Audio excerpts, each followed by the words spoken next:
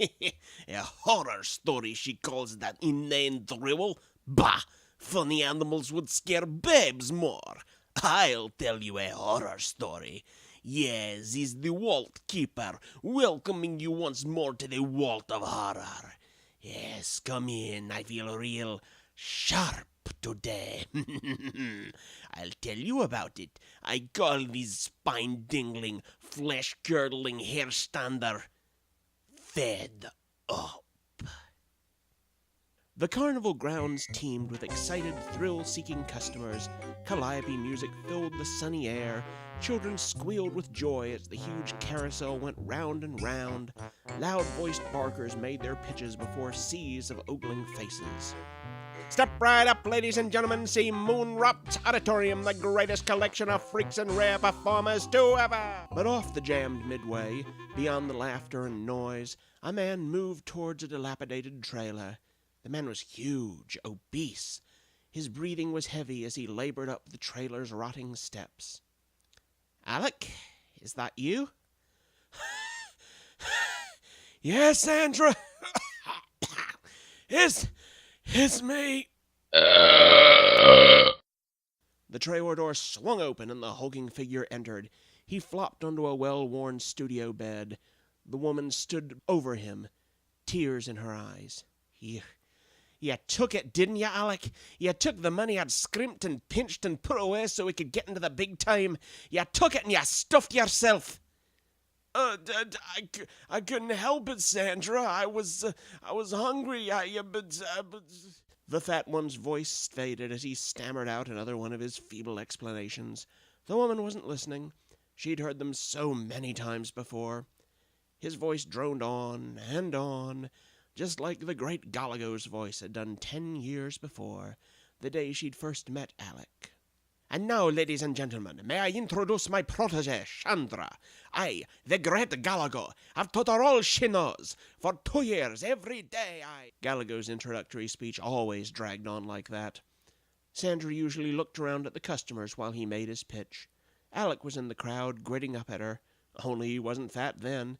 He was big, broad-shouldered, almost handsome.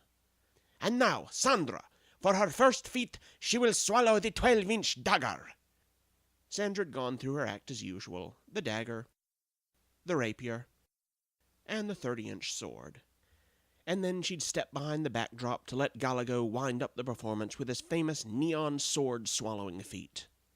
Watch, ladies and gentlemen, as the neon sword passes down into my stomach. You will see the shadows of my ribs, my heart, every organ of my body. Excuse me, pardon me, please. Galago was big time. His neon sword was famous. Sandra was just a decoration for his act, a come-on for the male trade. Alec came around to the back as soon as Sandra had gotten off the stage. He'd walked out on the neon act. Sandra was quite flattered. You say you saw my performance? But you're missing the best part of the show right now. No, I'm not. The best part of the show is right here. That was Alec 10 years ago, a sweet-talking flatterer. Sandra fell for his line, fell hard. What do you need him for, Sandra? You could be a star by yourself. Oh, I don't know.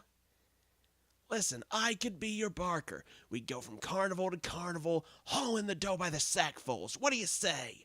Do you really think I'm good enough, Alec? Good enough, baby. You'd be big time inside of a year. Just you wait and see. Oh, all right, Alec. I'll do it. So Sandra'd quit Galago and gone off on her own, and Alec worked hard getting started. Finally, they landed a spot with a traveling road show. It's a start, baby. The dough isn't much, but it's a start. But, Alec, we couldn't both live on that salary. Not separately, maybe, but together we'd manage. I mean, if we were married, it'd be easier. Oh, Alec, do you mean it? Are you proposing?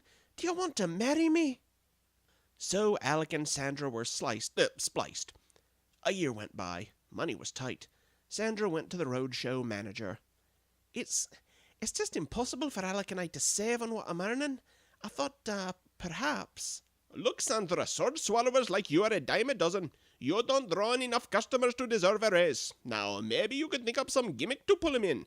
Maybe some extra special act. I think I know just what you want, Mr. Moonwrapped. I think I know.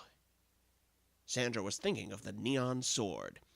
It was just about that time that Alec began to eat, as if things weren't hard enough. Alec, you mean you spent all of our food allowance already? Well, I had a good meal today. A good meal? I don't understand. Don't you? Well, I was sick and tired of eating the same old slop every day, so I went out and had me a steak.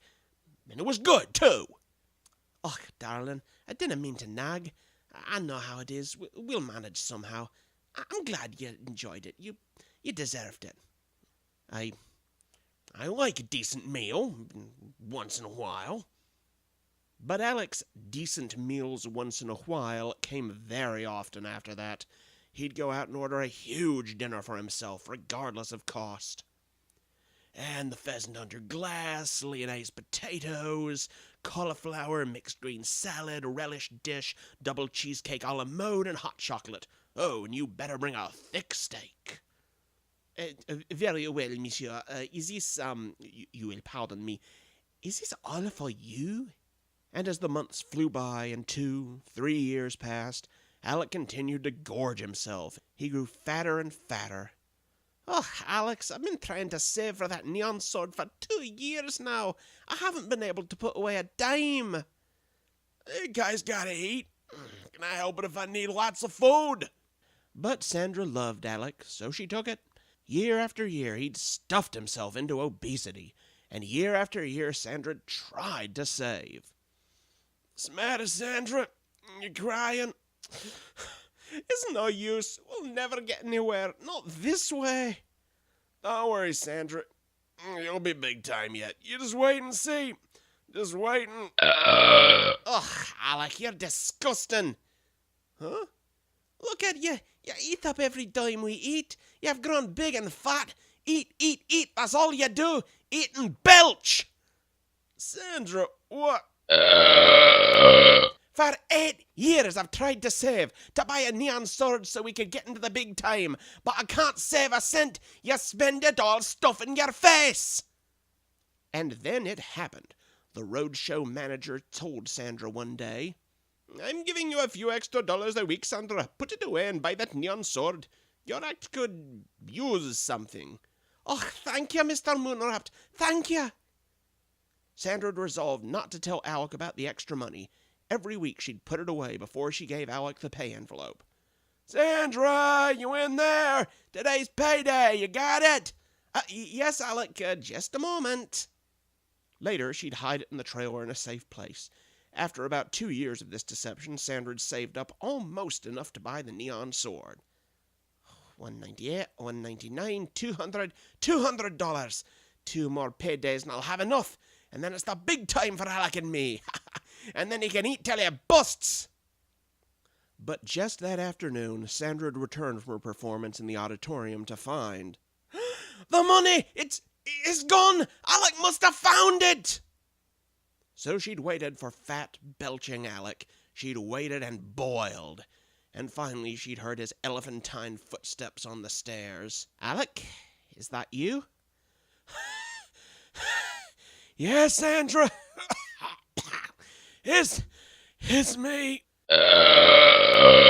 Now she was listening to his feeble explanation as his voice was droning on and on. All right, Alec, all right, that's enough. I couldn't help it, Sandra. Look, Alec, I've been thinking. I have a plan to get us into the big time. Yeah, what is it, Sandra? I'm going to teach you to be a sword swallower, too. Me? Oh, no, not me. I couldn't. Yes, you could. I'd teach you the secret, how to relax your throat. You'd like to eat steaks and pheasants every day, wouldn't you? Yeah, sure, but, It's easy, Alec. Here, let me show you. Stand up. Now look up. Up higher. Like this? Perfect, Alec. Now relax. Here, take the sword. Raise it down. Slowly, slowly. I don't know, Sandra. Little by little, Sandra coaxed Alex, teaching him to relax his throat until the sword was down. There, see? That was easy, wasn't it? Suddenly, Sandra grabbed Alex's wrists and twisted his arms behind his back. Swiftly, she wrapped the strand of rope around his wrist, securing them tightly. There, Alec, there. Now you can do nothing. Nothing! Sandra started out of the door of the trailer. Alex stood, wide eyes, his hands tied behind him, the sword handle sticking out of his mouth like some misshapen tongue. I'm leaving now, Alec. I'm gonna lock you in. There's a good crowd out there tonight. No one will hear you. Sandra slipped out. Alec listened to the key turn in the lock. He dared not move. He stood rigid, listening, as Sandra's voice drifted to him. Be careful, Alec. The least little movement might send the sword blade through your chest. Don't even breathe hard. And above all, try not to belch. Which brings up an important point, eh, kiddies? Get it? Well, Alec will, after the meal he just put away. But definitely. So Alec finally swallowed a bit more than he could chew. A regular cut up, that boy. Well, his mouthings finally penetrated his wife's good heart. Now hers will penetrate his. Now I'll turn you back to the old witch. Bye. Well, excuse you. What? It wasn't you? Uh-oh. There goes Alec.